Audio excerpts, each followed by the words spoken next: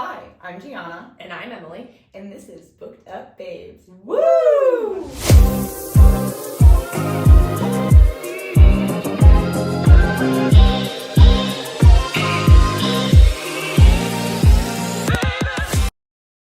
Okay, so we're talking today About Iron Flame. oh my gosh. Also, first off, hi everybody. Hi. I just had to jump in. I'm too excited. Emily's really excited. We're both super excited. But yes. Yeah, so the big book of the week, of the month, of probably the year. I think fourth one got kicked out of first place because now Iron Flame exists. Yeah. But yeah, we're talking about Iron Flame. Yeah, we are. It's been a big week. It's been a big week. It was actually so funny. I finished this book so fast. Very fast. And I was like gnawing on my fingernails for days. Like, Emily, finish this book. Emily, finish this book. I was like, I need to talk to somebody. Anybody. I resorted to talking to people who had no idea what I was talking about just so I could get the words out of my mouth. That's why your man almost spoiled the book for me. Yes. Sorry. Shout out Julian. He even said to me afterwards, he's like, don't tell me things anymore.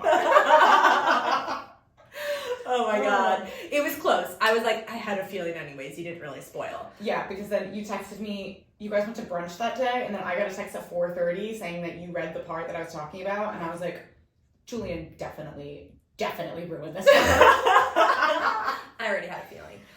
So we're also drinking a cocktail today. Yes, we are. It's a new one. Emily is our bartender, so go ahead. All right. So today we're calling this one the Lightning Wielder. Mm-hmm. And it is gin, Chambord, a little bit of lemon juice, and a little bit of simple syrup. And it is spectacular. It is delightful. Very delightful. And also, if you have a raspberry on hand, just a little garnish. Plunk her right in there. We happen to have two, so it was divine timing. It was. It was meant to be. Happen to have two raspberries. Okay, yeah, so we're just gonna dive right in, and we always start, like, everything the same exact way. Yeah. Emily, what did you think of the book? Any Any thoughts? Good thoughts, bad thoughts, first thoughts, last thoughts? What are you feeling about this book? I loved it. Mm-hmm. I enjoyed it. I liked it more than Fourth Wing as I thought I would. Mm-hmm. Like, I knew Fourth Wing was a first book. Like, when everyone was losing their mind over it, I was like, but it's a first book. It's always going to get better. Mm-hmm. Like, it's normally the second and third book that are always the best. Yes. And so I was like, it's going to get better. And it did. I mean, she did New Moon us a little bit at the beginning. Oh, my goodness. And I was just like, girl, stop. Like, we get it. Very Bella Swan. Yeah. Well, like, less depressy and more like angry for no reason. And it was like, we're gonna get into this. Yeah. Because, like, I agree with you. The beginning of the book, I think one of the first things that I said to you when I finished, I was like, it's quite slow to start. But yeah. Like, once you like hit like the 45% mark, it was like, boom. Oh, it just takes off. Everything just like went to shit in like the best ways possible, and it just like nothing stopped from there on out. No. But I will agree with you with like Violet in the beginning of the book. We both kind of had the feeling that we knew this was how she was gonna do. She wasn't gonna take it well for a good few chapters. Yeah. And I think after a while, I just sat there and I was like, girlfriend, I think it's time to forgive him. I think it's time. I was getting very frustrated because, you know, there were these conversations where they were both talking to each other, and she's saying that she can't shield against Dane yet, and she doesn't know who she can trust, and then is still telling him, well, you don't tell me everything. And it's kind of like, you are the smartest person in this book, right? Can we just put two and two together that he cannot tell you every single thing until you are able to know everything with no potential of things going awry. And that's not where you're at yet. And you're also, because of what happened in Reston, and it's said throughout the book, you know, she's like, I haven't felt in control. And Zayden knows that. And he's like, I can't tell you everything until things are better. Yeah. And so I'm glad we got to a point, but I was like, ugh. That was probably my least favorite part of the book. It's like, use your problem-solving skills, girlfriend. Well, and even at one point, I'll have to find the quote, but at one point, I forget who, I think it's Emojin says to her, she's like, let's like break down logically why you shouldn't be feeling this way. And it like just breaks it down for her in a way where you're just like, thank you. Well, Like, I mean, even when she's talking to Taryn trying to be logical, and she's like, don't bring logic into this. And I'm like, okay, so you understand that you are being purely emotional here. full emotion. So I'm like, okay, good. Yes, girl, if you're going to be irrational, own it. Oh, and I'm glad that you did own it, but at a certain point, I was like, I think it might be time to let go. Let it go. Like, there are bigger things. And we got there, but I will say, yeah, the beginning of the book, it was slow for me. Yeah. I was just very excited for things to start moving forward. What were your initial thoughts? We skipped over yours. I thought that, so personally, like I said, I think this book could have been 250, 300 pages less. I think, and that is kind of what you'll get with fantasy novels. Most of the time, it's just an overtelling, over access of information that could be potentially important. And honestly, I don't know if what happened in those 250 to 300 pages might be important in book 5. I don't know. Yeah. But I did really like this book. I liked it more than Fourth Wing. You and I are very much on the same page about that. Yeah. I liked Fourth Wing, but I was like, I've read better books. Yeah. And this book I thought it was great. I think the character development was wonderful. I think the side characters really stood out. Big time. I feel like I know these characters more. Like, they're like my family. And like that found family trope is like it feeds my soul. I love that. Yeah. So I did really like this book. I knew it was going to end on a cliffhanger, which we'll get into. Once again, I know that we should do this in the beginning, so we'll try to get better at this. This is not going to be spoiler free. So if you have not read this yet, go read the book, make yourself a drink, and then come back. And go read and talk to us. 878 Yes. It might take you a few days, but go do that first. That was the fastest I've ever read 800 pages personally. Yeah, I think that's the fastest that I also read this many pages too. Yeah. But I'm on vacation, so I'm sitting in the airport, I'm traveling. I'm like, I have the time to sit and just like read this book. But it was a hefty. It's a tome. It's definitely like a behemoth. Well, and we both read them on our Kindles, even though we bought the book. And I'm kind of thankful I did that. Yes, because it's kind of like when you're reading things on your Kindle, you're like, the page numbers don't exist. They don't exist. Because it's feather light. And feather. The amount of time it takes for you to finish the chapters right there in the corner. Yes. So it's like time and length. They don't exist. They're concepts when you're reading a Kindle. So yeah.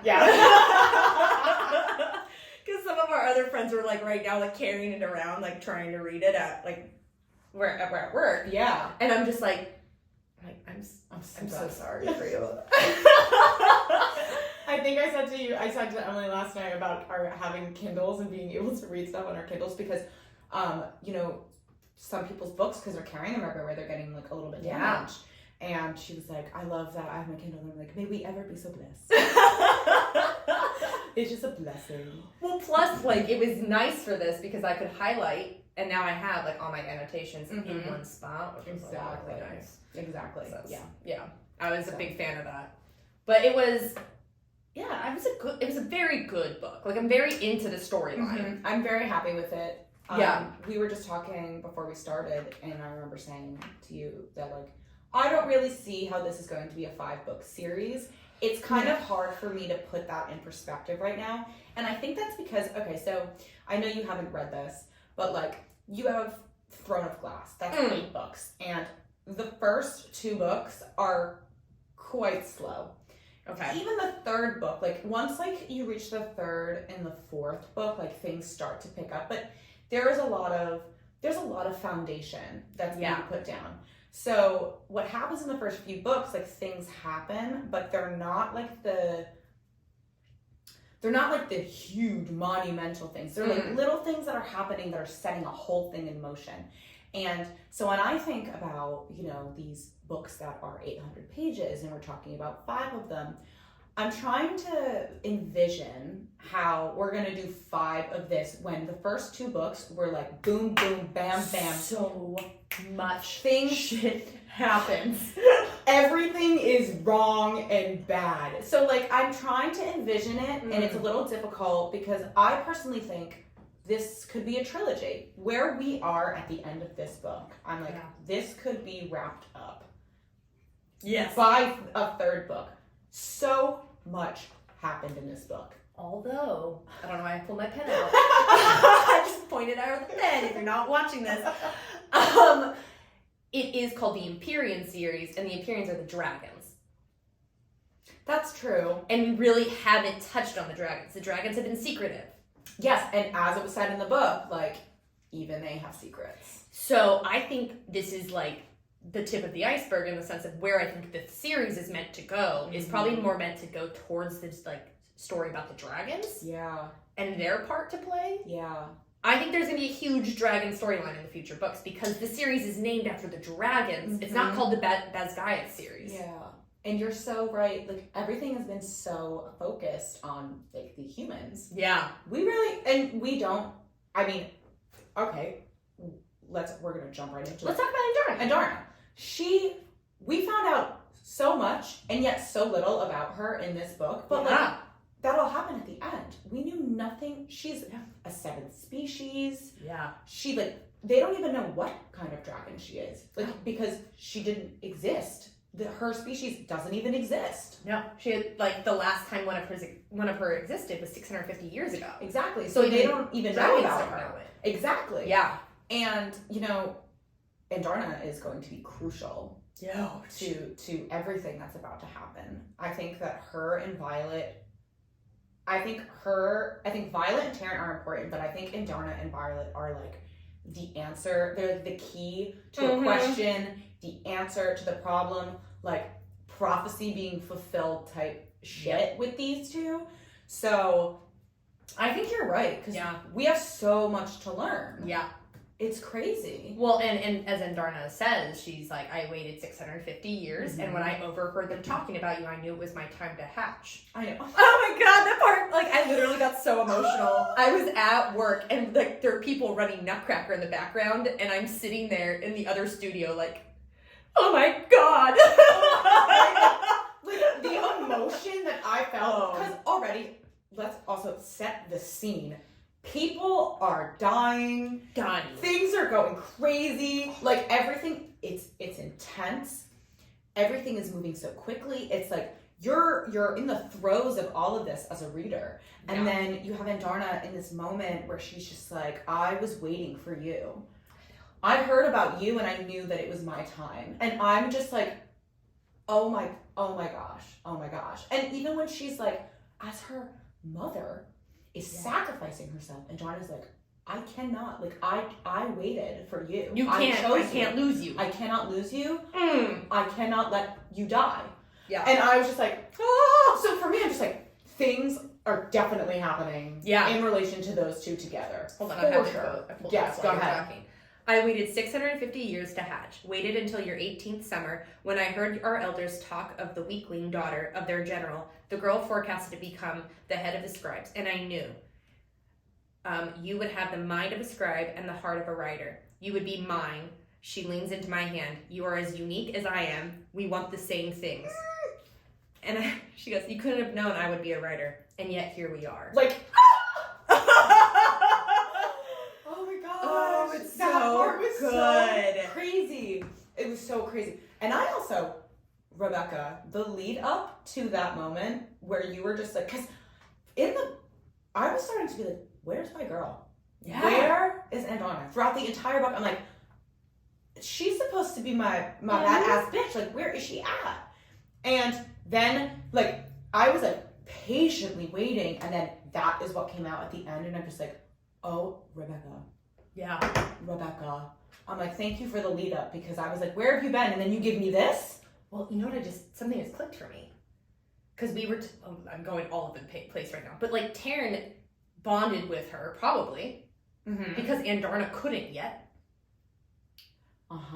So that Andarna could then grow up to be the like he's like holding that place for Andarna. Oh my god, maybe. Like a little bit. Like Maybe. there has to be some connection between that. Because she needed a dragon that she could ride at threshing. She couldn't have like hopped on Andarna's back at threshing while she's still a Feathertail. And she did. So in the same way that Taryn chose Violet, Andarna chose Taryn, and Taryn chose Andarna. So it's all connected. It's all very, very connected. Yes, that is. You know? Yes. Like, because he was like, well, like, I this is my last writer. I'm not going to have anyone else. Mm-hmm. Like, you're it for me. Mm-hmm. Like, he was very, I think, very decisive. Mm-hmm. There had to been some level of Andarna was like, I want to bond with her. And he's like, well, I'll do it for you because you can't yet. Yeah. And also, there had to have been some part of that. Yeah. Oh my gosh. Right? So this is what we're talking about, where it's like, there's so much we don't know. We don't know. And I still don't know how this is going to be 5 books, but like, this is one where I'm like, dragon lore. I think there's going to be a lot of dragon lore. There's so much that we are going to have to unpack, like, in the next book. And also, okay, so we are going all over. We are. Sorry. Yeah, let's get back on track, I guess. I'm just going to say this right now, though. They're all going back to Biscaya, and I'm like, tell me how that is going to work. Yeah, let's go back into the beginning of the book, because that was dumb. Give me a question. I mean, an answer. So we don't have to jump into that right now. I was just thinking about how, like, now they're about to go back to this place that, I mean, Violet's mom was in charge, but she's gone. And Atos could have been in charge, but he crazy. He crazy. So I'm just like, who's gonna run the place? Oh. And also, what happens to the Flyers? The Griffin Flyers. Oh my god. Griffin? I don't know. Yeah. Where are you going? You just gonna go back to where you came from? Yeah. I'm really curious where it's all gonna head. Because they're just like hanging out. I think they probably are just like, we just fought a battle, like let's just sleep it off and like hang out here for a minute. But like, where are they going from there? Exactly. So many questions. Yeah. Maybe I can see how this is defined. Yeah, right? I was like, well, for me, it's because it's called the Empyrean series, and we haven't touched on their world, like, at all. Like, I could see, like, the characters ending up in the Vale at some point, like, it going, like, where they have to interact with the dragons, and for, like... Where they're not allowed. Where they're not allowed. Yeah. Like, I feel like there's gonna be some... And Andarna has a lot of fucking power. So she'd be like, I don't care, my human's coming with me, like, we're gonna come to... Yes. You know, like... And, like, the dragons, they have to... I mean, Violet spoke to General Milgren's dragon at the end of the book. Do you remember that? Yeah, that was amazing. Like, I'm just like... Badass. That was so... She's really cool sometimes. Violet is really... She's pretty awesome. But, like, she's just was, like, point blank, like, I'm talking to you. Yeah. And I'm like... Okay, so the dragons, like, they all know something is going on. Yeah. Because he, like, didn't kill her. So I'm like, okay, you know that you need to be of help right now. You know that you have to know that something is going on. Yeah. So yeah, I guess we'll find out more about the dragons and about, like, because even what ties into that is, you know, dragons aren't bonding anymore. No. And we have theories about that. And we can talk about that in our, do you want to talk about that theory section? Yeah. Yeah. Because, I mean, or we just bounce around. No, we can talk about it in Thursday. Okay. Okay, we'll rewind a little bit. Start over. We're just so excited because we literally, I mean, I finished this book a couple days ago. It took me 6 days to read it. It took you like 2. Yeah. Yeah, really impressive. When you're like, I'm done, I was like, I'm on chapter 20. And then I sent Emily a meme that was like, there's every friend that reads really slow needs a friend who reads way too fucking fast. I'm like, oh girl, it's us. Oh my god. It's like one of those things where like after I finished reading it the other day, I like looked at my husband and was like, I don't know what to do now. Like I'm having I had a big book hangover for like 24 hours where I was just like, and I winked to him and was like, I have to tell you how this ends because the other people at my job are reading the book right now and I can't talk to them about it because they're on chapter 16. So now you know how Yeah, I felt it. I was in agony. Yeah. Agony. That's why I was texting you. Because I was like, I gotta get some of it out. Yeah, and I'm on vacation with Kyle. Shout out Kyle. I'm on vacation with Kyle who does not read this stuff and I'm looking at him and I was like, I was right. I'm like, listen to this and he's like, I'll listen. It's a bunch of gibberish. Like, Yeah. I actually don't have the slightest idea as to what you're talking about, but go for it. Get it off your chest. Get it off your chest and say it with your chest. I'm like, thanks, buddy. Oh my god. Well, do we have any favorite quotes or characters? Oh, or I chapters? have so many favorites of so many things. Okay, so I'm actually going to start with... Yeah. So, broad-wise, general-wise, I think one of my favorite parts about this book was the development of Violet's relationship with her friends and the side characters. I think that the side characters in this book really came through. We got to know them more. Same. We got to care about them more. And, like, in Fourth Wing, we got to know a little bit about her friends, but, like, we were very attached to, like, Liam, who was Xaden's person. And we got to know more about, you know, like, Xaden's people. But there was still this, like, I'm like, I want to know more about Rhiannon. I want to know more about Sawyer. I want to know more about, I don't know if it's Redick or Rydick. I'm going to say Rydick. We don't know that much about them. No, we don't. And we got so much of them in this book. I love that Rhiannon became squad leader. Oh, I loved that. I love that. She showed so much badassness in this book. I'm like, you are such a badass bitch. I loved her. I loved her being in a position of power. I think it fit her quite well. Yes. And Rydick, I'm going to actually just flip-flop between how I pronounce it because I don't know. But, I call him Riddick. Okay, we're going to say Riddick. Okay, so Riddick is utterly hilarious. Oh, he's so funny. So, like, some of my favorite parts, like... I have a quote of his. Yeah. Ready for it? Yeah, go ahead. Riddick rolls his eyes. Oh, good. I was wondering when it was going to start getting dangerous around here. Yes. Yes. And I'm just like... I'm like, boy, you don't even know. Oh, man. So one of the funniest parts was when they were going through their... They were told, like, a secret and they couldn't tell anyone. And, like... Oh, yeah. Because then they would know they were lying. And he folded immediately and he was just like, the map is under my bed. And I'm like, you're so unserious. It's not even funny. Oh, my God. But my absolute favorite part is when they're all celebrating the graduation and Xaden is off to the side in his flight leathers because he's obviously about to leave, and he like nods his head to the door for Violet to come follow, and Violet goes, "I'll be right back," I say, setting my cup on the table and wobbling a little as I stand. "No more lemonade for me." And Riddick goes, "I certainly hope not, or you'll destroy all of my fantasies when it comes to that one." And I'm just like, I love you so much. Like, you are utterly hilarious. Yeah. But there's also this level of fear getting connected to these characters. Yes. Because you kill off the side characters. Yeah, and in the first part of this book, a good amount of people, we got introduced to them and it was like, boom, dead. Well, and a lot of people that were in Resident died. Yeah, exactly. Like, people were getting murdered. Like, there was a lot of assassinations happening. Yeah. Like, there was a lot of, like, people where their name was, like, in the book, in Fourth Wing, and it was in this book. And then, like, they maybe not a character you're super attached to, but you're like, they were like, oh, they were in Resident. You're like, oh, yeah, that person. Or, like, they would, like, give you a little context of who they were, and you're like, oh, wow, okay, you're killing off, like, characters who kind of matter. Exactly, like, left and right. Yeah. Much.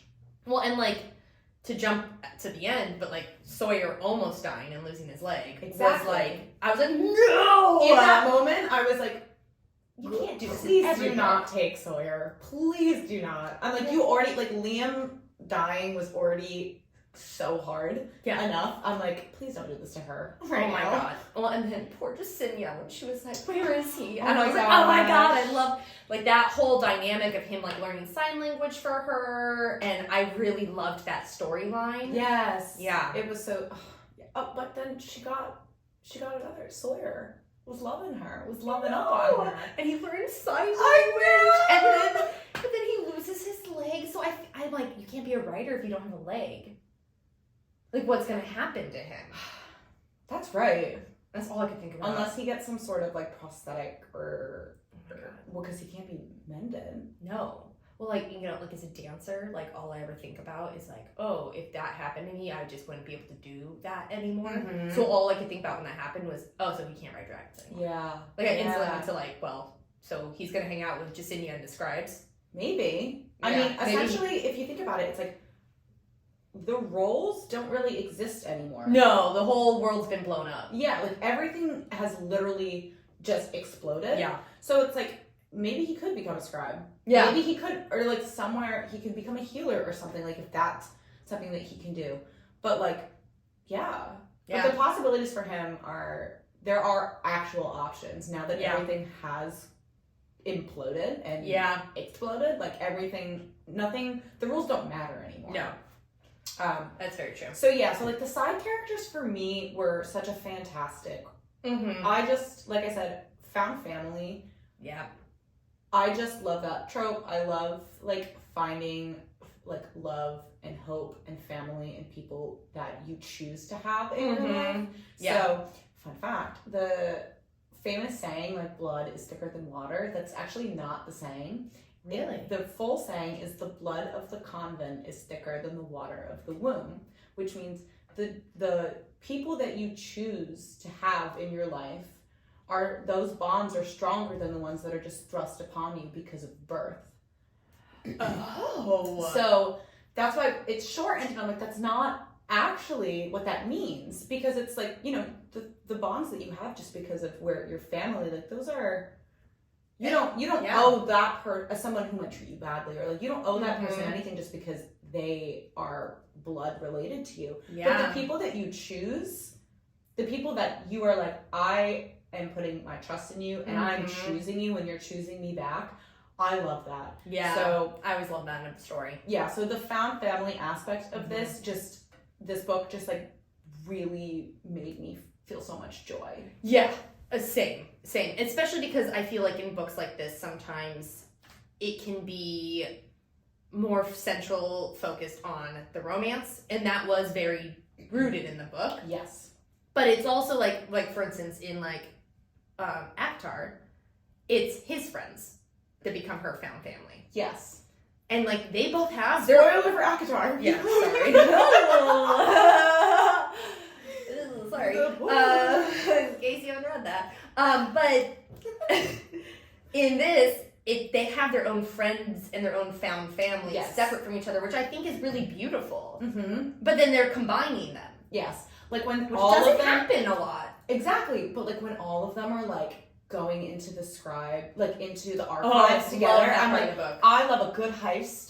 And I love it when, like, because Xaden's the like... Ocean's 11 part of the book. Yes. It's so good. But Xaden's like, these are not my people, but they're her people. And he's like, okay, fine, whatever. Yes. And, like, it's like this moment where, like, things are being merged. Like, yeah. They are becoming... One big team. And oh my God, I love that so much. It just makes me so happy when that happens. Yeah. So, yeah, in a grand answer to your question is that... what about you? Because I have more favorite parts, but let's bounce. I mean, that was like one of my favorite things. I really loved. This is like an I loved the mom's story arc. I really did love that. If you listen to our last episode, I owe Emily a drink. I didn't bring that up on accident. No, I'm just kidding. Totally. I literally texted her and I was like, I owe you a drink. Yeah, I got that right. The mom's not that bad. No. She's just not a very, like, loving mom. Yeah, like, I still think that she's a bitch. Yeah, she's cold. She's definitely a cold person. But, like, even when she died, she goes, I get to go be with the love of my life again. And I was just like, she is a human. Like, and she very much so, like, I loved, like, when she, like, sends them away. Like, shows up when Xaden's trying to break her out. And is like, all right, go. But, like, also know that, like, what I did, I marked him for you. Yep.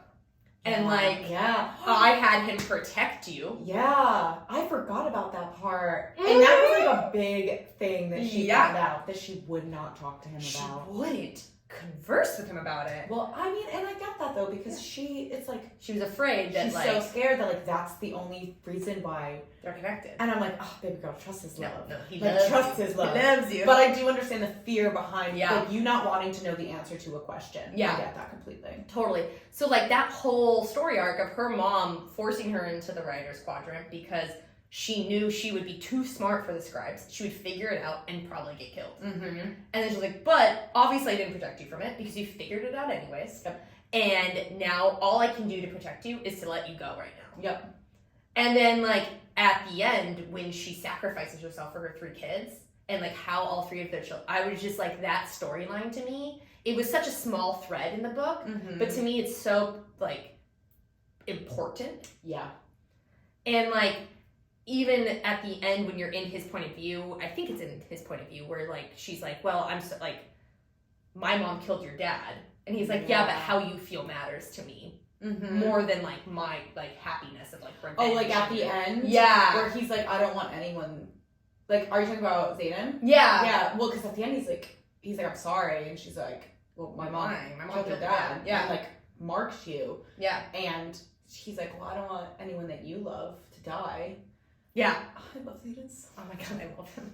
But yeah, I really loved that whole storyline, because even I could put money on that there's going to be a lot that comes out about her mom, that you're going to, like, she's going to be a very nuanced character, even now that she's dead. Yeah, definitely. I think both of her parents. Yeah. We're going to learn so much about both of her parents. Yeah. Well, we're going to learn, I think, well, we'll go down that in theory, heaven.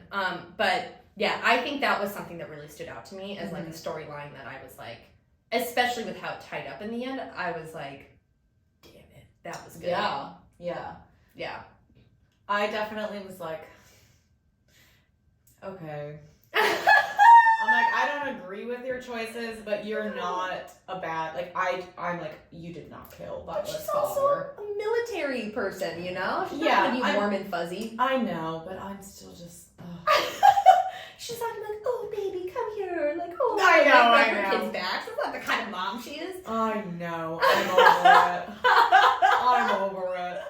But yes, I did like that storyline. I liked that storyline. It was, and I think that storyline is extremely important to the rest of the books, and we're going to get into that later, but knowing that she was good, and that she did sacrifice so much for her family, for the people she loves, like, that was incredibly important, not just to the book, but also to Violet. Yeah. And Brennan, Brennan needed it. Brennan really, really needed Yeah. her to show up in a way that was going to prove to him that she loved him. Yeah. And that she cared. Yeah. And obviously, I don't think that he actually wanted her to die. No. But I think that in that moment, he was like, you really would choose us over everything else. There's one of my favorite quotes. Yes. I'll read it real fast. Go From for the it. mama. It's the last quote she says. And it's the, like, little excerpt above chapter 65. Mm-hmm. And it's, most generals dream of dying in service to their kingdom. But you know me better than that, my love. When I fall, it will be for one reason only, to protect our children. Recovered unsent correspondence of General Lilith Sorengale. I know! I was just like, oh, but that's why, you know, it's a very nuanced perspective on a parent and, like, their choices for their kids and what they think they're doing to protect them, even if the kid can't see it. Yeah, absolutely. Yeah. Absolutely. So, yeah, I guess she wins in my opinion. Have I brought you over to liking Lilith Sorengale? I am officially on the dark side. I am a Sith. Because, I mean, she didn't side with Ados when she found out that he sent her daughter out. She was pissed about I was that. like, with a bated breath, I'm like reading those pages, and I'm like, this is your moment to And prove to me that you are not shitty. And she proved, and I was like, okay. That was when I knew. I was like, she's going to girl. go to the arc in this season. Yeah. In this season. Not a TV show yet. Welcome to the next episode of the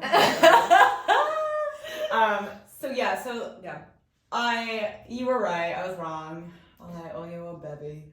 And that's not even why it's one of my favorite parts. I just really liked the whole story. I know, but you enjoyed her as a whole. Like, you were very curious about her. So I'm glad that you got the closure of that you wanted. And I'm also very excited to see, you know, what we're going to learn more about her. Oh, for as sure. Time goes, like, she's and her marriage and her husband. Exactly. Like, so much is going to come out. So, yeah.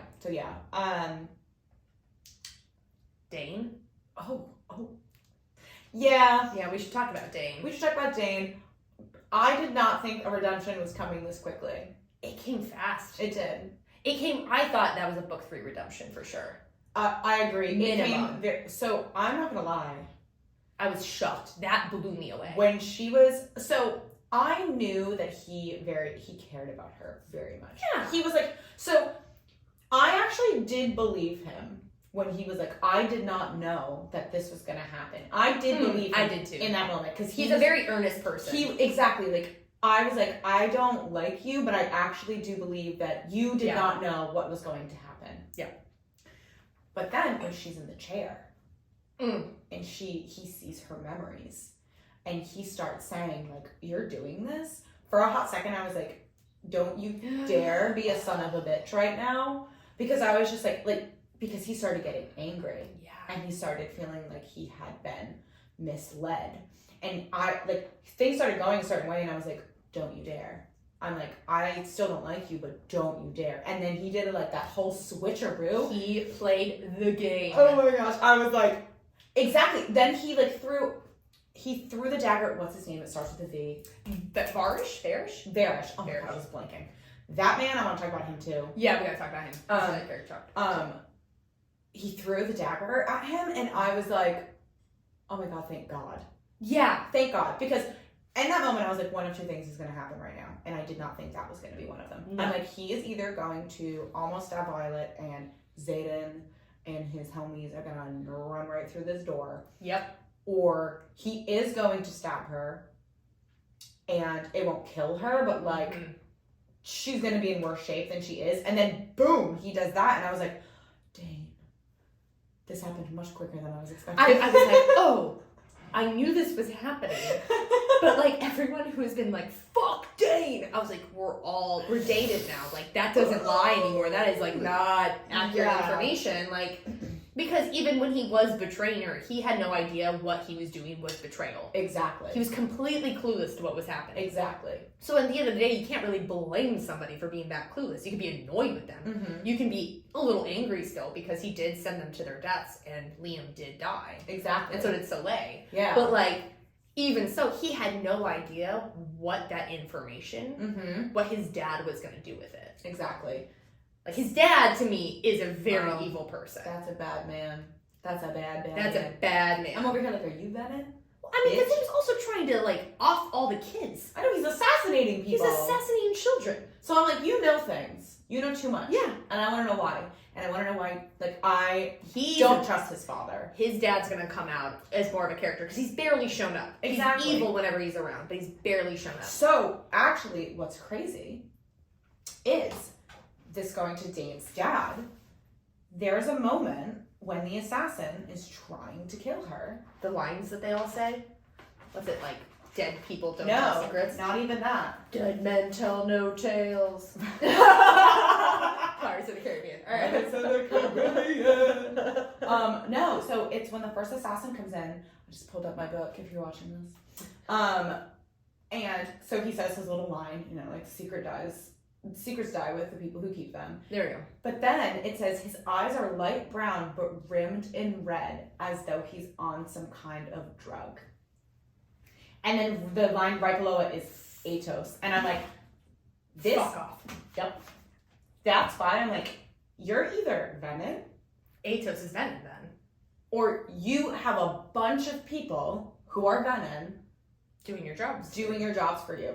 That right there. That boy who's trying to kill her, Venom, for sure. That description alone, I was like, oh shit. Well, because Jack Barlow at the end says there's a bunch of us. But that moment, I was like, I didn't catch that, but that's insane. Yeah, and in that moment, I read that and I go, oh, there's way more of you than we even know about. Yeah. Way more. But the Venom storyline, I feel is going to be very similar to White Walkers in Game of Thrones. But I feel it is going in a completely different direction than Game of Thrones. Yes, but also no, because, some of our theories about people being Venom, they look like regular people. They just kind of have red rings around their eyes. But it's because they're in the wards. Exactly. So, it's they're infiltrating. Yeah. So, I don't even know, I definitely don't think it's going to go in the direction of, a White Walker thing, but, they're literally infiltrating places. Dude. Go on. Share what's going on. Remember when the mom was like, I have my reasons to stay? When Lilith was like, I have my reasons to stay behind. It's because she knew there were Venom in fucking Beskayeth, and she's like, I can't leave these people unchecked. I'm the person checking them all. Yeah. Wait. I'm going to say this. Okay, I'm saving this for theory part. Whoa! Saving this for theory part. Okay. But yeah, that's a great point. That's a great point. Because the kids are like, you are a fucking traitor. And she's Mhm. like, you don't understand everything. Exactly. Oh, see, she's not a bad person. No, I don't think she's a bad No, I but think I'm that just like, she's a bitch. yeah, she's harsh. Not But- all bitches are bad. No, some people are a little harsh. Yeah. Maybe that's why I like it, because I'm a little harsh too. You're very direct. I'm a very direct person, so maybe I'm just like, I understand you, Lilith. You're just like, I'm not going to beat around the bush. Yep. Oh my god. But Yeah. So when I read that, I was like immediately like, there are so many more of you than we have even began to understand. Yeah, no, it's going to run Understand. deep. It's going to run deep. Mhm. Well, and that's it. I think that will probably be book 3 storyline. And I'm curious because like it seems like from book 1 to book 2, like where the story has gone, it's expanded. Mm-hmm. But then I feel like, sometimes in long series, like one storyline kind of ends, but another one gets picked up. Mm-hmm. Like maybe the Venom thing isn't going to be the focus the whole time through all 5 books. Because I feel like we're at an apex with that storyline. Agreed. I do agree with that. And that might be why you're like, it could be a trilogy, but maybe that will like then diverge into bigger story arcs. Yeah, I think that there's so much that could potentially happen. Yeah. Just based off of like small things that have happened, like branching out. So yeah, definitely. Yeah. Oh my goodness. Wow. Um. So, Xaden. Oh. I've been waiting to talk about this, baby. I will let you start us off on Xaden. Okay. So for me personally, in Fourth Wing, I know everybody just like loved him, and I did. I really liked him a lot. Mm-hmm. I wouldn't say that I like thought he was the greatest thing since sliced bread, but I was like, I do enjoy his character. I can see where it's going. Okay. Read Iron Flame, and I am head over heels in love with this man. Ding ding ding, sold. Oh my Yeah. gosh. Everything about him in this book was fantastic. He never once wavered. No. Which, that can happen, It's like, you start to feel, like, he kept his word. He was like, I am not letting you go ever again, and I will earn back your trust. And he never wavered. He allowed her to say things to him that he probably would have preferred not to hear. Yep. He allowed her to be angry. He allowed her to fight him, and he still, every second, he was solid.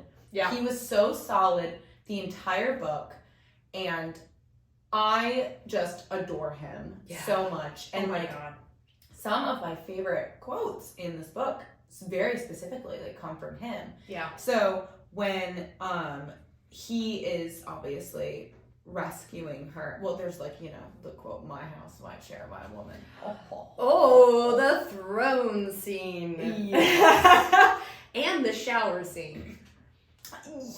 Yes. Both, yeah. But so I think at one part he says to her, he's like, "I need you more than I need my next breath." And like, so It's dramatic but amazing. it's so dramatic, but you know me and you know my reading style now, and you know what I like. I love tension. I love those big declarations of love. And like, I love me some spice, but I love that more. Yes, yeah. I think it just like, it gets so deep in those moments. So he says that to her, and then at the end, when they're about to go into battle, and Xaden walks up to her, like, between like Sigale and Taryn, and he says, "I love you. The rest of the world does not exist for me beyond you."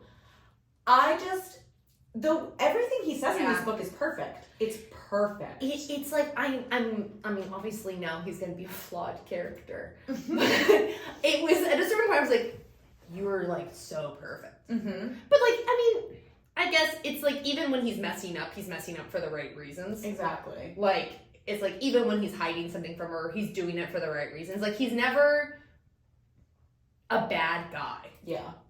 Like, even with Kat, who, fuck her, but also fantastic character. Fantastic character. Tons of, like, development with her. Yes. In a very short time. Yes, but even, like, he tells her, he's like, Violet, like, when they're on the mat, and he's like, "I don't care if you kill her. But, oh my god, I loved that part. But you will." Yeah. And she was like, "I need help." And like, that's why he is her mirror. They're each other's mirrors. Yeah. And I think it's just like such like a beautiful relationship that they Yes. have. And we were talking earlier, my favorite parts of the book all involve Xaden and Violet being softer with one another. So chapter 20, when Xaden's getting into bed and they're laying on their sides and they're just talking, and Xaden like cups her cheek, and they're just being like open and honest with one another, and it feels just like raw in the way that relationships should be. Like, nobody's dying right now. They're not fighting, they're not arguing, like they're just being each other's partners. I was like, I love chapter 20 for that reason. And even in chapter 48, we all know why that's the throne room. and that part was fantastic. Yeah. But my favorite part of that chapter is when they're talking afterwards. When Xaden's like, I will drag you through this healthy conversation so that we can have a healthy relationship. And he like talks through her about her insecurities and stuff like that. And I'm like, the moments where they're sweet together, where they don't have to worry about anything beyond like how to make, other than how to be there for one another and make a relationship work. I'm like, you guys have earned that. Yeah, for sure. And I love that. So Xaden for me in this book was the best part. Yeah. Well, and like, you know, for me, like in the Avatar series, like I loved Rhysand. Spoiler. Until the last book though. I felt like the decisions he made for Feyre started to really piss me off. And so I was like, no. But it is like, I'm like, I feel like Xanden's going to have some character flaw. Yes and no. I feel like his character flaw was the fact that he was hiding shit from her. Yeah. I feel like now all of it makes sense. I know, but I feel like for a good reason. But so Rhysand's character flaw is coming from Spoilers. Rhysand's character flaw in the last book is coming from a point of view that isn't Feyre's. It's coming from Nesta's point of view. Nesta hates him. Yeah, very true. And I think that like the relationship gets better, I'm assuming. But like we loved Rhysand from day one because Feyre is the one who's telling you the story. It's from her point of view. It's you know? So I don't think we're ever going to get a point of view that isn't Violet's. Unless it's Xaden's. Unless it's Xaden's. Yeah. And let's jump right into it. We are definitely getting Xaden point of views now because Rebecca said we will not get one until he's done keeping secrets. And he's done. Oh, his secret came out. And you won that. Well, I agreed with you, but I hated it. I agreed with you, but I hated it. That is for sure. I was sitting in the airport. I'm sitting in the airport at a table, drinking an old fashioned, waiting for my flight, reading my little book. And I come across that chapter. The moment that she said, "What is your second signet?" and his face falls. I'm sitting there. I put my Kindle down on the table and I had my hands like up and I was like, oh my God, oh my God, oh my God. And that was the moment that I was like, I need to talk to somebody right now. He's autistic. And like, he like is but isn't, like he can, like he is. It's a nuance. I think it's nuanced. Yeah. And there was even a moment earlier in the book when they were going into the archives and they're talking about Jacinia, and Violet says something like, "Oh, I bet you think that." She was like, "You can tell if she has good intentions just by looking at her." And he was like, "I have a pretty good judge of character." And I'm just like, oh, it's because you know her intentions. I literally, because of this stupid theory that I hated and turned out to be right, I, like, throughout the book was highlighting moments that, like solidified the storyline. Because there was even more moments in this book where she was like, I didn't know I said that out loud, and he just didn't say anything. Yeah. Like, in that chapter where she's trying to be like, I'm trying to figure you out right now, and she says something in her head. Oh, I think she said, yeah. And it's like, he's like, yeah, well, I don't remember. He responds, and she's like, oh, I didn't mean to say that out loud, and he doesn't say anything, and I'm just like, I was like, there it is. I knew that this would be the storyline the minute her and Sloane were having the conversation after defeating what the dragon's name is. The one eye. But that dragon. Varish's dragon. It starts with an S, but I'm blanking. Yeah, me too. Blanking. But when they, like, are in there and she's like, oh, well, you know, like, second signets to people who their dragon also has bonded with one of their relatives. Yeah. And I was like, damn it, he's gonna be in Tinzik. Because it was like, I knew that. That's why when Julian almost spoiled the book for me, I was like, I already think I know what it is. It's fine. Also, like, she cuts her thoughts short in that moment, and I'm like, what do you know? Huh? Like, Violet is thinking something, and she goes, she even is like, I need to cut my thoughts short. Yeah. Before I even go there right now. Yep. And then when he says out loud, he's like, when he tells her what his sin is, she even like says like the way that he says it is like he's saying it out loud for the first time because he's like, I've never said these words aloud to anybody. Well, and I think that's why she gets over it. Yes. Because she gets over it so fast. And I'm like, could you not have gotten over all the other crap? But it was because she felt like left out. She got FOMO. Mm-hmm. She was like, everyone knew but me.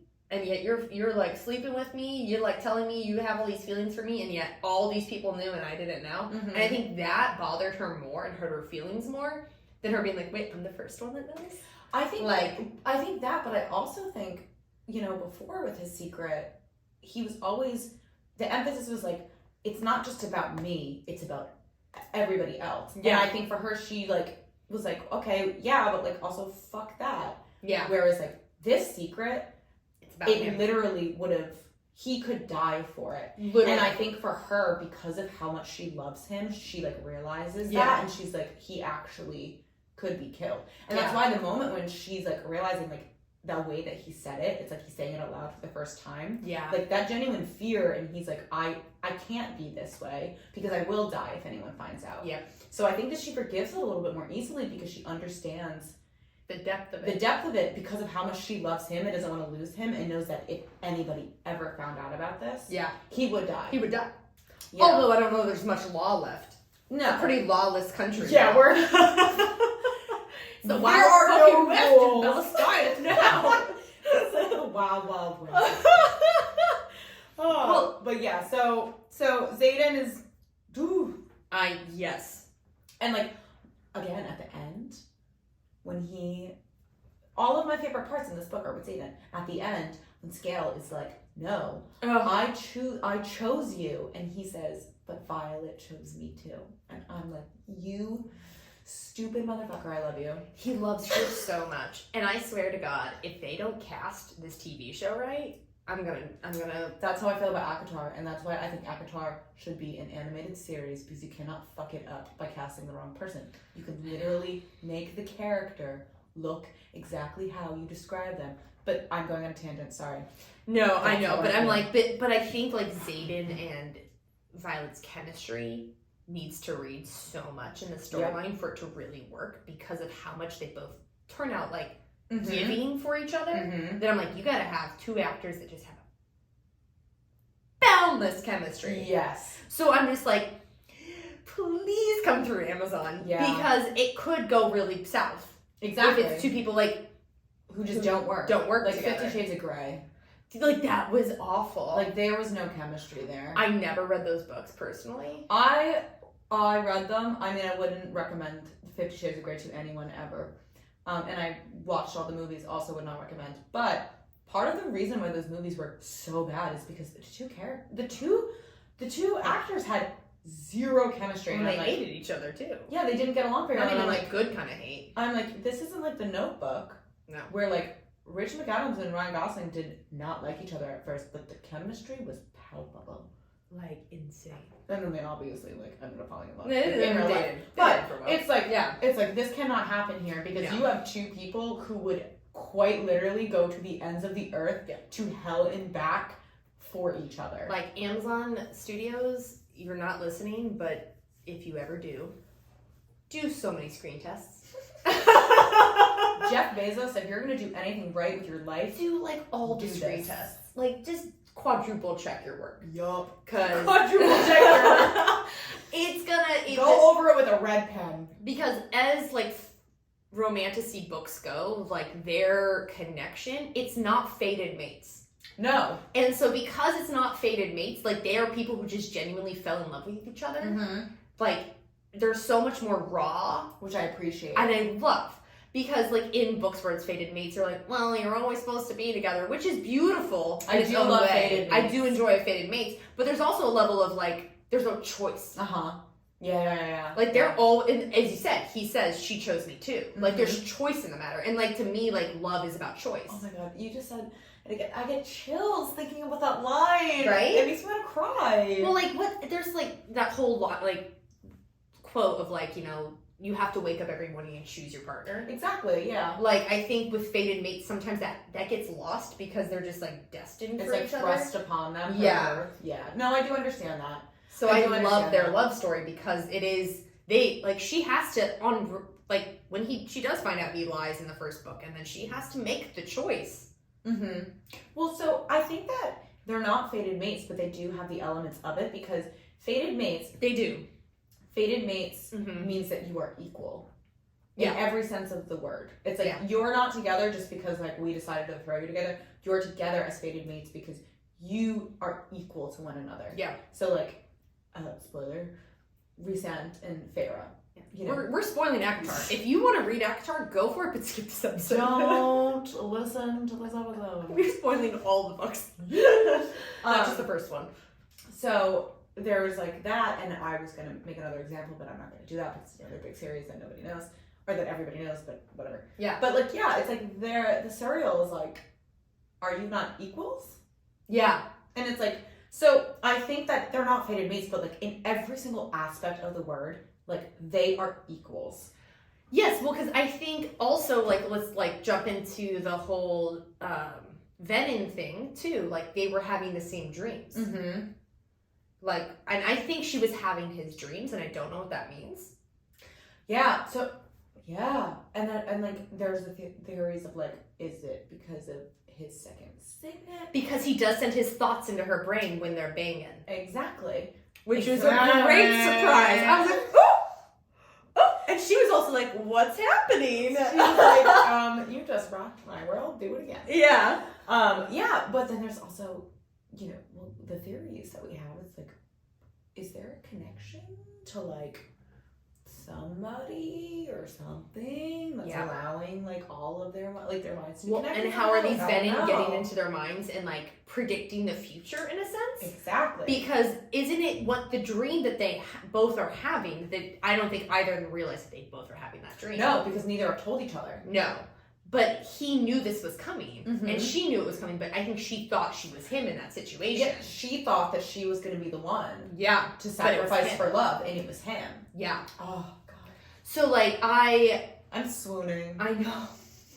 I can't remember the last time I swooned over a character. Yeah, I swooned over him. Actually, this is a lie. I swooned over Raven in One Dark Window, which was like a month ago. I knew that's one of. But like I literally like this book. I was just like, I am so in love with you. Yeah. You are so fantastic. He's incredible, and like the way he describes loving her is really beautiful. Mm-hmm. Like even when he's like, but it's possible to be angry while still madly, wildly, uncontrollably in love with me. Mm-hmm. Yeah. I like love like little like he says these little snippets that you're just like, oh damn it, like that's good. I love him so much. I know, but like I think they're maybe not fated mates, but there's a connection and there's a prophecy somewhere in there that they're meant to be somewhere in each other's vicinity. Absolutely, I agree. And like they can sense each other, like coming. It's like her scalp prickles way too much. Yeah. Yes. So that's like the equivalent of like my toes curled.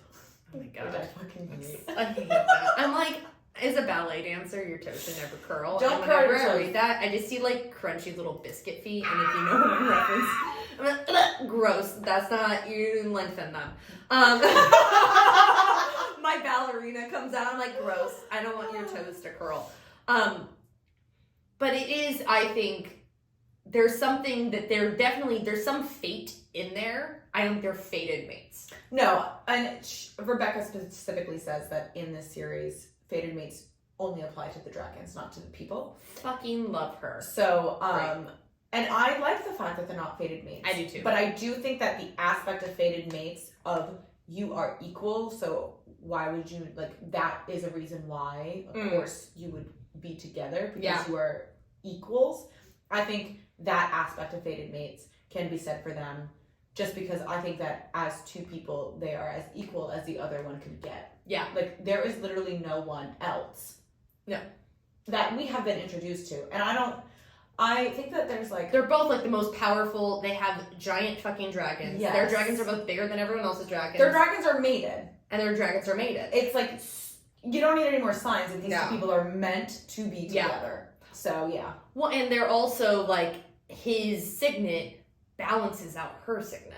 Exactly. Like, when they bang and she climaxes and she sends lightning bolts, he smothers them with her shadows. Yeah.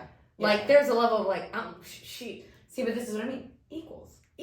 It's like this equals aspect where that's why I'm like, you may not be fated mates, but you have that equal. Yeah. That equal characteristic that is important for fated mates. For sure. But I do like that only dragons can be fated together, because it's like, you know, I think it's important also, like, you have like this found family. Yeah. Which means like, I'm glad that like Violet's choice of people in her life are her choice. And I like that Xaden's choice about the people in his life are his choice. I like the fact that there's a choice in all of these relationships for her. Totally. So, yeah, definitely love all of that. No, and I think their relationship, it has a very realistic growth pattern to it. Yes. Where, like, I think sometimes in, like, romance books in general, not always, but, like, sometimes, like, they can kind of skip over a lot of, like, nitty-gritty, like, details of, like, what it takes to be in a relationship with somebody. And, like, when he, like, tells her, no, we're going to talk about this. We're going to break this down. Exactly. We're going to have, like, we're going to, like, do the difficult conversation. I really appreciate that. Because that's real. Exactly. It's very, like, there's a lot of, like, realistic, and, like, don't get me wrong, I mean, it is very, like, the best time of my life. He kissed me and I blacked out, and you're just like, oh my god, that's so dramatic. That's why it's like, in fantasy, everything is dramatic. Everything is heightened. Everything is over the top. So that's why my favorite moments in this book were when they got to be like, just normal. Two normal human beings. Yeah. Like, nothing exists outside of the two of them in that moment, working through what each other is feeling, or just having like a tender moment. I'm like, God, you guys actually get to be like people for a second. How wonderful. Well, and I don't really think either of them are going to live past the books. Like, I don't think we're going to get some like rosy epilogue. I am unsure about that. I think, hold on, because I think she's going to kill him. Oh. Because he says you'll be the death of me like 1,000 times in both books. Okay, but this is where we can get into theories. Okay. Because I think, are we getting into theories? Yeah, let's do it. Let's just jump in. Deep dive. He says to her multiple times, you'll be the death of me. Okay. Yeah. He made a choice based off of her, which made him go venom. Yeah. I seriously think that her second signet is going to have to do with either curing or resurrecting. I do think that Xaden, something bad is happening. I think she's going to have to kill him and then resurrect him. I think something bad is going to happen, and then she's going to be the reason why he gets to come back to life. Yeah. Truly. And also, I think the reason why she can see Liam, hallucination-wise, I think that's why you're supposed to burn Ryder's things. Oh my god. She didn't burn everything. The Andarna sculpture. She didn't burn everything of his, and then he comes to her and he can see her. And I know this is apparently what Rebecca said. She said that Liam is a hallucination. I hate that she said that. And I'm like, I wish she had kept that to herself. But there are things that are pointing to the fact, like, Violet is the key. Yeah. She is the key. Yeah. She is a prophecy. It's giving Harry Potter. It's giving Chosen One. Yeah, she's Chosen One for sure. She is going to be the reason why everybody gets to live. Yes. So I'm just like, and I don't think that he's gonna, I think he might die, but I don't think he's gonna stay dead. Yeah, I think there's a good chance of that. Yeah. I think she's gonna have to kill him and not know that she can bring him back. Exactly. I think it's going to be a real sacrifice where she doesn't know that she has the capabilities. Like, I don't think she's going to have knowledge of her full range of signet until she has to kill him. Do you want to know what's going to happen when she does have to kill him? And he's going to be like, kill me, you have to kill me. It'll be like some kind of fucking scene like that. I think that's when we're going to get a New Moon book. Because she's going to think he's dead for like the first half of the next book. Yeah. But you know what I mean? Like, I think... I think there's a good chance that he's gonna be like, there is no choice, you have to kill me. I'm going to kill you first. Please just kill me. Yeah. And then she's gonna do that. She's gonna like stab him with one of those blades. Because there's the whole like, what's it, ruins thing? The runes. Runes? Like, me and my The pronunciation. Mayan ruins. The Mayan runes. The runes, like, where they, like, make their own, like, they, like...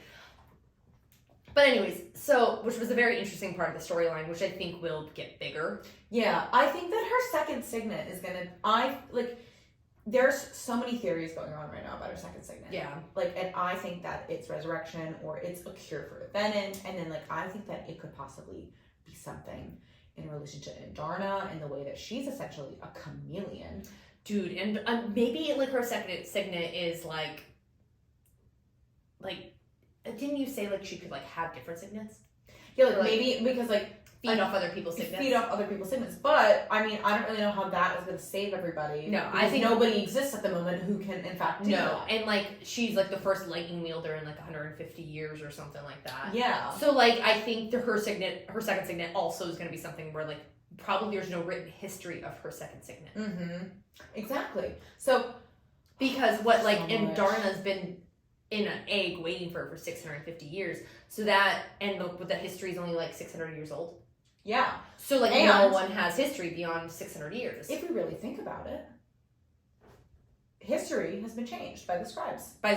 So, because actually, a quote in the very beginning of the book, when her and Brennan are talking, she says, "Sometime in our past, one generation of Navarians wiped the history books, erasing the existence of venom from common education and knowledge, all because we aren't willing to risk our own safety by providing the one material that can kill dark wielders, the same alloy that powers the farthest reaches of our wards." And then she says, "It's the scribes who hold all the power." Yeah, that's going to be a huge through line for the 5 books. So that's why I'm like, there are things we don't know, and I don't know if we don't know them. And none of the characters know. Exactly. It's like, do we not know them because they haven't been found out yet, or because it's been erased from history? Well, and it's like, okay, so they only have, like, historically written down 600 years, but the world has been around longer than that. And the words are older than that. So that's why it took her so long. And I thought it was very interesting that she was like, no, I think this is the solution, finding out more about the wards. And everyone's like, nah, is it really worth your time? And she's like, it is worth my time. And then those journals came in freaking clutch and saved the day. Because everyone would have been dead if she hadn't done that. Exactly. And so, but she didn't take that risk. Yeah. And I think, but she found journals that were beyond the history of what they have in the archives. So I think there will be a lot discovered that, like, maybe the dragons know, but the humans don't. That's why I think there's, like, you know, the dragons are like, there's so much that there's secrets that we're keeping that you don't know. Yeah. Oh my God, it's gonna be 5 books. It's gonna be 5 books. She's gonna find a way. And I think what I do love about Rebecca Yarros is that Homegirl can write a twist. Oh, yeah. Like, she does not, and I think it was you that was telling me the other day, like, she was in an interview and was like, I'm not Sarah J. Maas. Yes. I'm not so-and-so, I'm not so-and-so. I am me, and I'm going to write the way I write. Exactly. And so she's been proving that. She kills off characters you love. She, like, literally rips Sawyer's leg off. Oh, like, you just made somebody have one leg. Like, that's a huge life change for that kid. She's George R.R. Martin. Yeah, she is. She is her own person. But, like, the rate she's more of a Game of Thrones than she is a normal romantic. Yeah, because, I mean, you have... Like, Sarah doesn't really kill anybody off. No, everyone... Like, people just keep being resurrected in creative ways. Yeah, like... well, she does kill some people. But either way. But she is very much like, I will kill a person off, and I will stick to that. And I'll make you fucking cry. like, so it's... To me, I'm like, I appreciate the fact that when I read her books, I get more excited about them because it's so unpredictable. Yeah, I will say that, like, I did not see this ending coming. No. Xaden becoming a Venin. Like, I knew that the visions and the dreams were happening, but as soon as he wouldn't look her in the eyes, I was like, what? Oh my God. What the fuck happened here? What happened? And then it happened, and I was like, oh my God. That's where you're going to leave me right now? Yeah. Well, so I finished this book during a Nutcracker run, Oh, and then you had to go do stuff? and I had to go dance. Oh, I mean, God. I didn't have to dance full out because like it was a day of working with children. Details no one needs to know. But anyways, but like I look at Greg and I go, you don't know anything that I'm talking about. But imagine reading a zombie book where the main love interest at the end becomes a zombie. And now I have to sit with that all day. You don't even have to sit with that all day. You have to sit with Just that for sit another for, year. A year! And I was like, I just finished reading the book. They made him. It was like Greg when the dragon became a White Walker in Game of Thrones. And I was like, and it just like wrenches your heart because like a good character gets turned into a bad character. Yep. And it's also the moment where you're like, oh, fuck. Well, and she ends the book with Jack Barlow being like, welcome to the family. I want that that boy. I want that Jack boy Barlow's to the die. worst. I think he did. I don't think that so I guess I can kind of see why that happened, but that boy came back on the pages and I go, why is this happening? Why are you here? How dare you? Back Joffrey. Like if we're gonna go Game of Thrones here, it's like bringing back Joffrey. How dare you? Like when Joffrey died, everyone was like, thank God. I Let's move on to a different villain. I was like, thank the Lord. I'm like, no, Jack Barlow was such a Joffrey. Oh, God, Like it's awful. just somebody who's so evil with no anything to them. Which Varys also was. Varys? I don't know. But Varys, I don't know. He was a terrible, terrible person. He was an Umbridge through and through. But oh my God, I loved his character. His character was, I prefer because he was that. so evil. He was so evil. There was no redeeming quality about him. And I'm like, give me a good villain. That's a good villain. He was a very good villain. Yeah. I liked his character more than a Jack Barlow villain. Yes, agreed. I think it's because I kind of do love, like, it's frustrating, but a villain with authority. Yeah. Is always like a really good, like, even the dragons were having to bend around what he was doing because, like, Taryn cared about her so much that he was like, well, I have to do what he's telling me, even though humans don't dictate dragons. Yeah. Until one day he was like, yeah. In case you're not watching She flipped this, off. I just flipped off. Middle finger up. But it is one of those things where I really appreciated that storyline. And I'm also happy that she ended it when she did. Because I think sometimes in stories you can drag out that character for too long to keep a villain around. Oh no, but she killed him off at the exact right time. Yeah. Like you had just enough of like him causing havoc in her life. And then she's like, all right, done with that story. Like he is not the main villain. He is just one of many. Yeah. Like I appreciated that. Because there's plenty of villains. I mean, the Venom alone are a villain all on their own. Exactly. You don't need Varys to live. Yeah. You don't need Jack Barlow to live either. So I'm really curious where she's going with that. And I don't. Do you want to know where I think that they're going with that? Okay. I think that they are going to try to find a cure and they're going to test it out on Jack before they test it out on Zayden. Oh, I kind of love that. I think he's going to be the guinea pig. I like that. He's going to be the test rat. And he's going to be like such a dick while they're doing it, but he can't, has no control. Yeah. So I think that that's what's going to happen. I think that they're going to try to figure out, how can they save Zayden, and they're going to test it out on him. So, yeah. I love that. Well, speaking of Venom theories, do we want to talk about how we both think the dad is a Venom? Or like Violet's dad was a Venom? I think that either Violet's dad was a Venom or... You think Lilith? She wouldn't leave the wards. Did they ever describe her with red rings? No, but I mean, there's so many people that were being described as Venom, but it wasn't showing. Yeah. You know what I mean? I think it's the dad.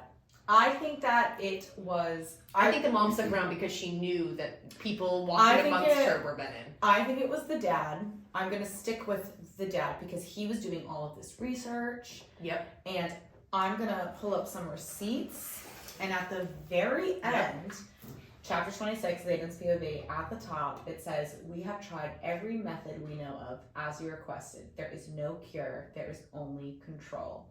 And submissive from Nolan to Lilith. Stemming off this, just want to point out, everybody is scared. Yep. About how at the top of each page, like it says, like, correspondence between I think it's Captain. Was it Captain Zayden Ryerson? Lieutenant or something. And Cadet Violet Sorengale. Yes. Do you want to know what that? This says missive from Lieutenant Colonel Nolan Culbertson to General Lilith Sorengale. Nolan in the books is a general. So these are not actually from the moment that people die. He's a rank higher in the books.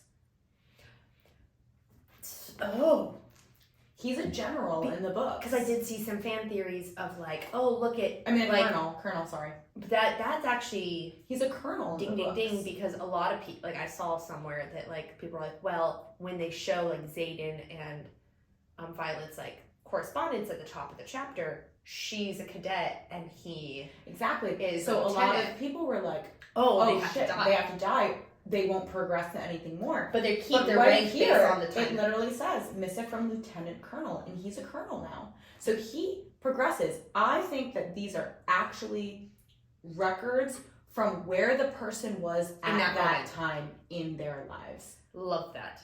So this means that this was happening probably when her father was alive. Yep. Because he's a colonel now. And I think her dad died either trying to figure out the cure and doing it on himself, because I think he was a veteran. Or she had to kill him. Or she had to kill him. Yeah. And I think, and we also were talking about this, but like I think that like when Dane gets the handprints from Jack, and it says in the book that the handprints are the same color as her hair. Yep.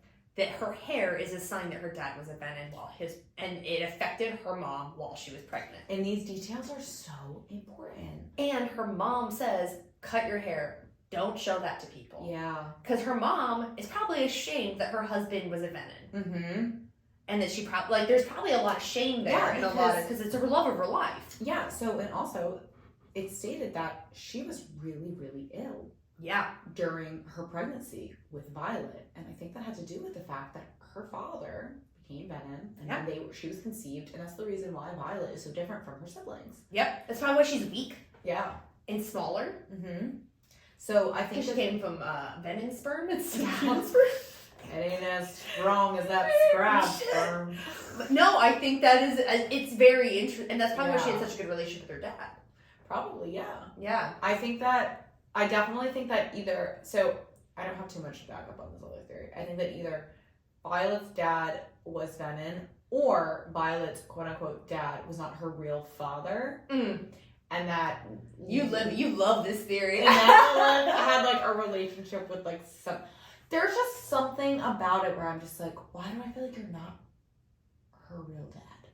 I don't know why. If you turn out to be right, I'll buy you a drink. Yeah, I don't think I'm gonna be right. I'm kind of just like living this really diving into the gaping open hole.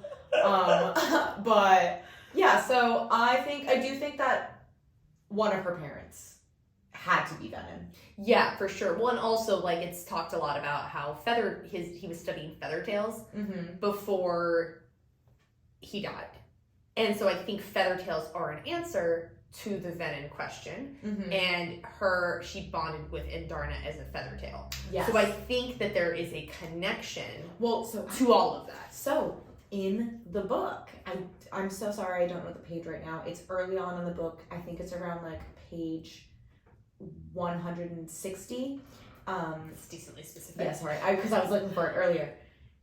She says something to Taryn about her father's research. And this is when Indarna is awake and can speak. She says something to Taryn about her father's research, and he says, "I know nothing about your father's research." And then she specifically knows that Indarna goes silent. See, this is where I think there's an answer there. Yeah, agreed. And like, why else would it be pointed out very specifically that she says nothing at all? Yeah, no, there's a reason, and like I think that there's a lot. As you said, like chosen one energy that's gonna happen in the like following books. Agreed. Because also Taryn, when like in Fourth Wing, when she keeps falling off his back and all these other things, and other dragons are letting their riders die, he saves her in a way that's unnatural in comparison to the other dragons. Agreed. Yeah. Because I think he knows her importance already. And I remember thinking to myself like, well, why are you keeping her alive? I mean, I know she's the main character, but this girl can't stay on your back. and every other dragon lets their rider fall to death if they can't stay on their back. Because she's the chosen one. But she's the chosen one, and he's aware, and he's like, damn it, like, stay on my damn back. Like, and that's why he gets her a saddle, and he's willing to put a saddle on, and he's willing to do all this work for her, because he's like, no, you have to stay alive. Yeah, so there's definitely more there. There's so much there, and the dragons all know. Exactly. Because, as you said, she went up to Coda, and was it Coda, right? Is that the... I cannot remember his name. It's General Melgren's dragon. That.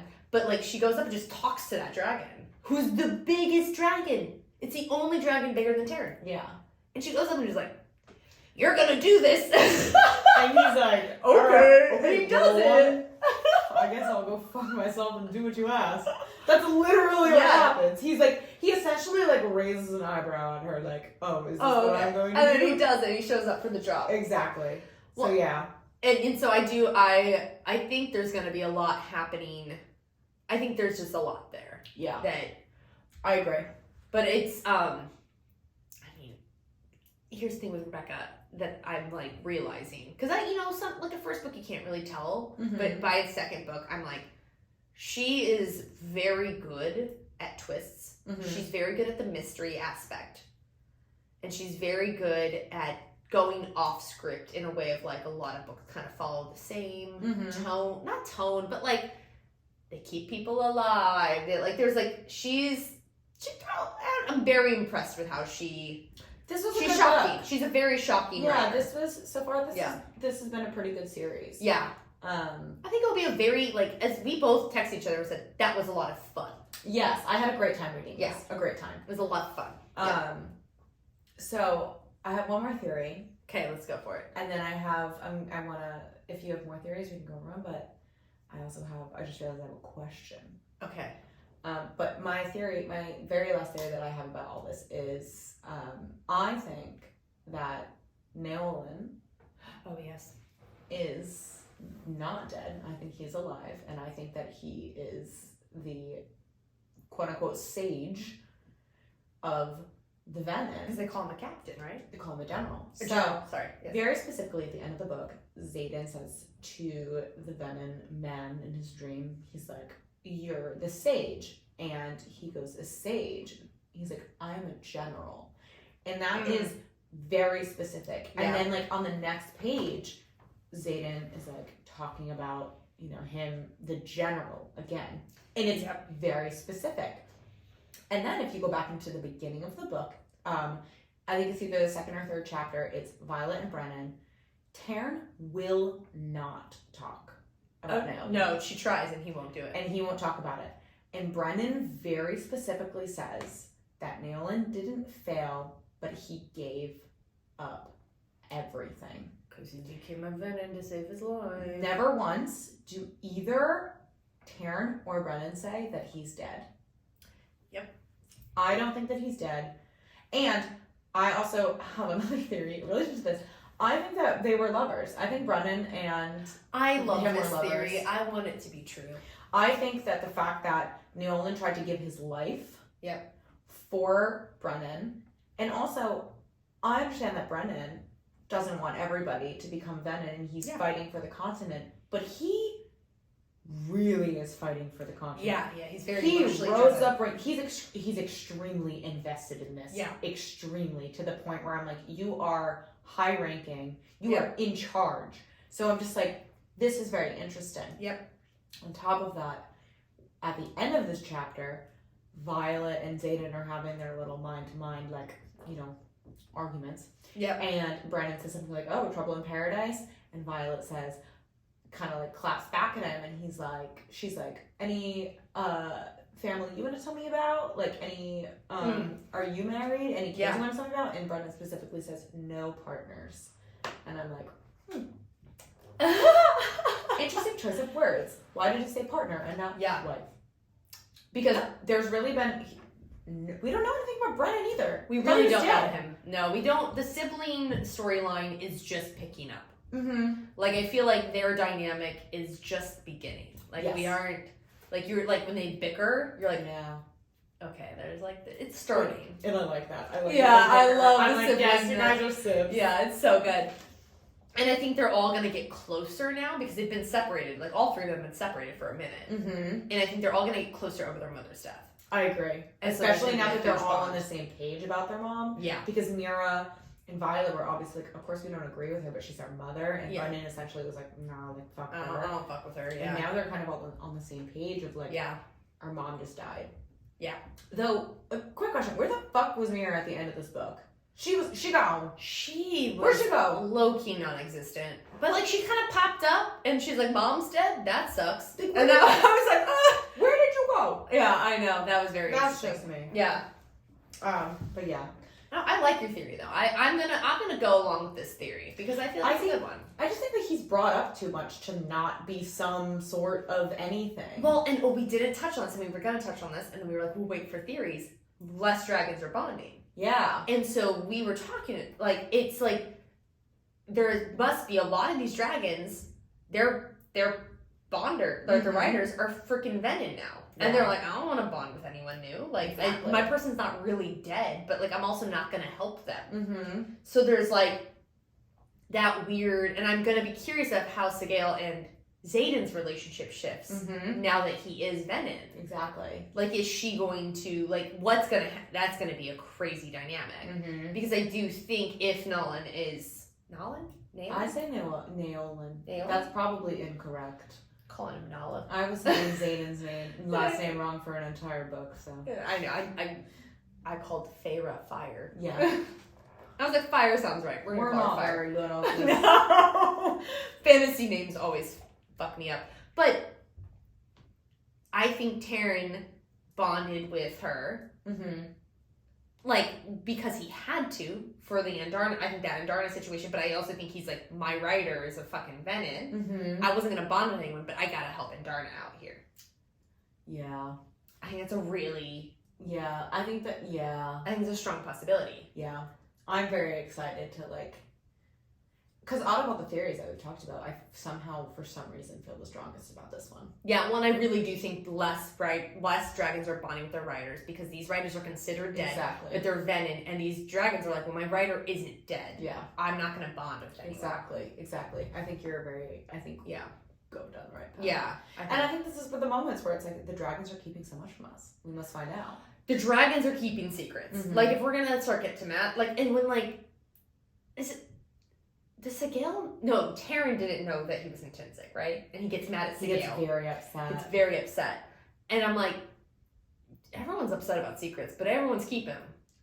And some of them are for survival. Yeah. So it's like, everybody be emotional, but get over it. Get over it. Yeah. For sure. Fine. Okay, well. All right, so what's your question? Where's Zayden's mom? Okay, so that was something I wrote down. Xaden's mom. There's a lot of theories going around about her being venom, too. I think that she's going to show up somewhere. I really do. I think she's going to pop up out of nowhere somehow, some way. You know, like... And I'm not going to trust her. This is so not in the context of the book at all, but, like, how I picture Xaden's mom Go on. is, like, a Jersey, like... Shut the... Like I picture is like chewing gum with long nails and the black hair. yeah, like the curly black Yeah. hair. And she's like, hey, Wait, I can't do a Jersey accent, but for some reason I just picture her as like a Jersey trash. I don't understand why you and I, without even talking about this, had the same exact visual of this person in our heads. I literally thought the same exact thing. I'm like, why am I imagining you as you know, you have your long acrylic nails and your curly black hair. I don't know why. I'm like, she's this non-existent person in his life. She left the minute she and could. Also, I don't think that's Jersey. I don't know. I don't know. Empyrean. Like in my head, she's like chomping her gum and has her she's just I'm with you, girl. I just think she's I think people are making this big deal about his mom. I think she's just somebody who left him. Okay, no, but And I don't know why I have some trashy, I don't know why I have that viewpoint. It's like, I can't get it out of my mind though. Do you think it's because you just read The Cruel Prince? Oh, maybe. I do like that book. And I think of his mother as a trash panda. It might be The Cruel Prince to kind of because she's exactly she's like what we're that. describing. She's and like, she's I just want money and power. I don't actually give a shit about you, but I want things. Okay, and so I think maybe that's That's a really good point because I did read The Cruel Prince before I read it. And that is my exact imagination of her. I'm like, you are like that a woman let her terrible human. Let her child like feast off a Yes. cat's udder before. Yeah, so Cats fed and milk before honestly, she did. I think I know why that might have been your first initial And thought. so I was like, oh, a non-existent mom who people are like theorizing she's coming back.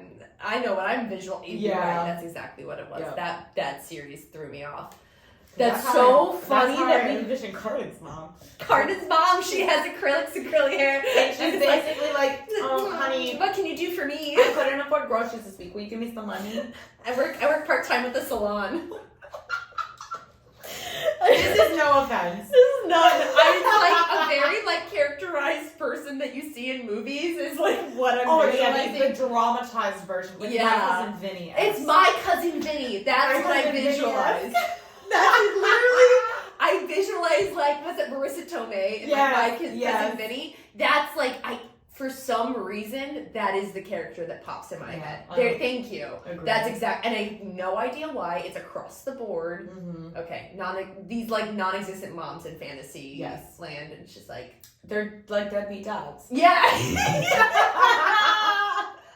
Marissa Tomei. Deadbeat dads and like non-existent moms.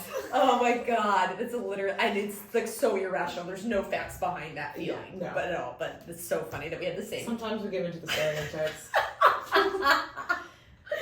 Oh my god. Okay, so let's close out. Yes. With our ratings. Okay. Give it to me. So romance meter 1 to 5. We're giving this bad boy a 5. Yeah. Because it wasn't just about the sex, it was about the intimacy, it was about the longing and the loving. I give this bad boy a 5. Because even when she was mad at him, she was like, I don't want to be mad at him, I want to be with him. Exactly. Like, it was very, like, yeah, it was very well written. Mm-hmm. And, I mean, between, like, her right in a shower scene that, like, wasn't awkward, like, hats off. And then the throne scene, like, there, and then, like, also, she was just, like, hinted at it a lot. Mm-hmm. Yep. Which I also appreciate. I'm like, I don't need it every single second. Exactly. Like, and that's why I think it it was quite well done. Yeah. Okay, well, no, so that's romance meter, but then sexy meter, it's like, that's off the charts. I would give sexy meter like a 4. 4? No! I mean, the throne scene is one of, like... That was real good. I would give it like a... I'll give it a 5, actually. Yeah, I'll give it a 5. Honestly, like, romance and sexiness in this book were really good. Yeah, they were well done. Yeah, and spread out really well. The sex scenes were spread out really well. They were well done. And then the romance and the intimacy was chef's kiss for me. Very. Okay, so then I'm going to add one because I think this needs to be added. Like, storyline. Ooh! Like a fantasy storyline, like political schemes and things like that. I would give it probably a 3.8. I was gonna give it like a 4.1 or something like that. Yeah, you have like 3.8 just because I think it's because I cannot see how this can be a 5-book series. So the full picture isn't there yet. The full picture's not there yet. I think I might go back like once it's all over and like reassess. But I would say like a 3.8 because I also felt like a lot of this book could have been redacted. I do think that like at least 300 pages could have been removed. Yeah. So I'll say 3.8. Okay. I feel that. Yeah. All right. Overall rating of this book 1 to 5. I'm gonna say 4.5. I say 4. Okay. I was gonna be a little harsh. I was gonna say 4.3. I would say 4.5 because I think it's really good. I think it has a lot of room to go though. I think it does have a lot of room to go, but I think like without factoring in the books that come after it, I think especially after you hit that like 45% mark, it's like a great fantasy. Yes, and like all the elements kind of just seamlessly work together. Yeah. Whereas like the beginning of the book, I felt like I was stumbling through things, but I'm not letting that hinder like all the best parts about the book. So I would say a 4.5. Okay. Yeah. I feel that. I'm in that general ballpark as well. Yeah. It was a very good book. I was very happy with it. Yeah. For a second novel, I was happy with it. Yeah. I always think the middle of the pack is always where it like really takes off. I think the second and third book are they're always gonna be the best. Yes. Because in the fourth they're gonna be tying a few knots up, and in the fifth it's all the knots get tied. Yes. Yeah. Though I will say sometimes the fourth book is good. Sometimes the last book, the Kingdom of Ash. Last Kingdom of Ash. That book ripped me to that book was like I think over 1,000 pages. That book was fantastic. Okay. The perfect ending to a series. Amazing, amazing, amazing. But I will say that the 6th and 7th books. Oh no, the 5th and 6th books were freaking fantastic. Yeah. Fantastic. Okay, well, like, let's do like a little like series that pretty much anyone has read. Okay. Favorite book from Harry Potter. Order of the Phoenix. Interesting. I think that was a turning point. I think that was the moment that it went from like kids stuff to like because the actual turning point was the Goblet of Fire. Yeah. Because that was when every single thing changed. Yeah. But tonally, yeah, I think that the Order of the Phoenix was the moment that we got like some raw, shit started real going down. moments where he actually became an adult. Yeah, and like things really got they got serious, quite serious. I really love Half-Blood Prince. That's a fantastic book. Yeah, I think that's. But I also love the storyline of Prisoner of Azkaban. Okay, so movie-wise, Prisoner of Azkaban is the best one. See, and I still think Order of the Phoenix is really best one. Yeah, I do. I mean, Order of the Phoenix is Because good, but I think interesting. I think not because of the actual storyline. I think because of the editing and the. It's a very good movie. The editing and the tone, just like there's a very clear. I think movie-wise, a clear distinction between the first half and the second half, and I think Order of the Phoenix is the reason why it was so well done. But every single time I talk to anybody about the movies, they say Prisoner of Azkaban. Love that one. Prisoner of Azkaban is a very, very good movie. Yeah. It's a very good movie. But I will die. Amazing too. I will die on the hill of Order of the Phoenix. Okay. All right. You're looking at huge. But so that's why I was curious to ask you that, because I feel like that's a series that everyone's read and watched. And like where you land on your favorite says a lot about what you like.